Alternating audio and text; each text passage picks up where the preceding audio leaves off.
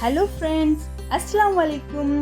இன்றைக்கி நான் ரெடி ஆகிட்டு எங்கே கிளம்புறேன்னு பார்க்குறீங்களா? ஸோ இவரோட கடைக்கு தாங்க போகிறேன். ஸோ வீட்டுக்கு கொஞ்சம் ஸ்நாக்ஸ் வாங்கணும், எனக்கு தேவையான பொருட்கள் வாங்கணும் அப்படின்ட்டு ஸோ நான் கிளம்பிட்டேங்க. பசங்க ரொம்ப சேட் ஆகிட்டாங்க. பட் அவங்கள கன்வின்ஸ் பண்ணி ஒரு வழியாக நானும் இவரும் கிளம்பிட்டோம். ஸோ நானும் இவரும் பார்த்திங்கன்னா டேரெக்டாக கடைக்கு போயிட்டோங்க. அங்கே பார்த்திங்கன்னா நிறைய கிளிப்ஸ் கலெக்ஷன்ஸ் இருந்தது, ரொம்ப நல்லா இருந்தது. ஸோ எங்கள் அம்மாவும் வந்து பெரிய கிளிப்லாம் கேட்டிருந்தாங்க. அதனால் என்னென்ன தேவையோ எல்லாமே செலக்ட் பண்ணி வாங்கிட்டு இருந்தேங்க. டிசைன்ஸ் பார்த்திங்கன்னா ரொம்பவே நல்லா இருந்தது.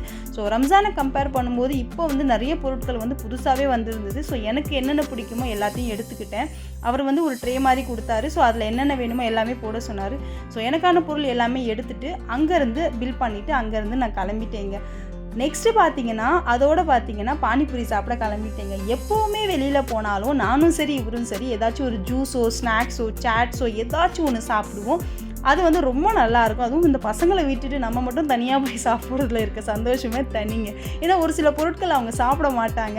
ஸோ இந்த மாதிரி பொருட்கள் அவங்க சுத்தமாகவே சாப்பிட மாட்டாங்க. அதனால் பானிபூரி நாங்கள் தனியாக வந்தாலே கம்பல்சரி பானிபூரி சாப்பிடுவோங்க. ஸோ ஒரு வழியாக வந்து நாங்கள் வந்து பானிபூரி சாப்பிட்டுட்ருக்கோம். என்னால் சாப்பிடவே முடியலங்க, ரொம்ப பெருசாக இருந்தது பூரி. ரொம்ப நாள் ஆயிடுச்சு சாப்பிட்டு. ஸோ ஒரு வழியாக சாப்பிட்டு முடிச்சுட்டு அங்கேருந்து பில் பே பண்ணிட்டோம். ரொம்பவே டேஸ்டியாக இருந்தது பானிபூரி. அங்கேருந்து பசங்களுக்கு ஸ்நாக்ஸ் வாங்க கிளம்பி வந்துட்டேங்க. இந்த கடையில் பார்த்தீங்கன்னா பசங்களுக்காக மிக்சர் வாங்கியிருந்தோங்க, பிஸ்கெட்ஸ் வாங்கியிருந்தோம், ப்ரெட் பேக்கெட் வாங்கியிருந்தோம். வீட்டில் பார்த்தீங்கன்னா என் பையன் ப்ரெட் ஜாம் சாப்பிடுவார். ஸோ அவருக்காக வீட் ப்ரெட் வாங்கியிருந்தோம். அதுக்கப்புறம் நிறைய சாக்லேட்ஸ் வாங்கியிருந்தோங்க. ஸோ அவங்களுக்காக எல்லா ஸ்நாக்ஸும் வாங்கிட்டு அங்கேருந்து வழியில் கிளம்பி போயிட்டுருக்கும்போது ஒரு பிரியாணி கடையும் இந்த ஷவர்மா கடையும் பார்த்தோங்க. அவர் டங்கு நடிக்கிறதுக்கும் எங்களுக்கு சாப்பிடணும்னு ஆசை வந்துருச்சுங்க. சரி நில்லு, அப்படியே ஷவர்மா பேக் பண்ணுவோம் அப்படின்னு சொல்லிட்டு பசங்களுக்கு எல்லாருக்கும் சேர்த்து வீட்டுக்கு எல்லாருக்குமே ஷவர்மா பேக் பண்ணிட்டோங்க. அன்றைக்கி டின்னர் பார்த்தீங்கன்னா ஷவர்மா தாங்க.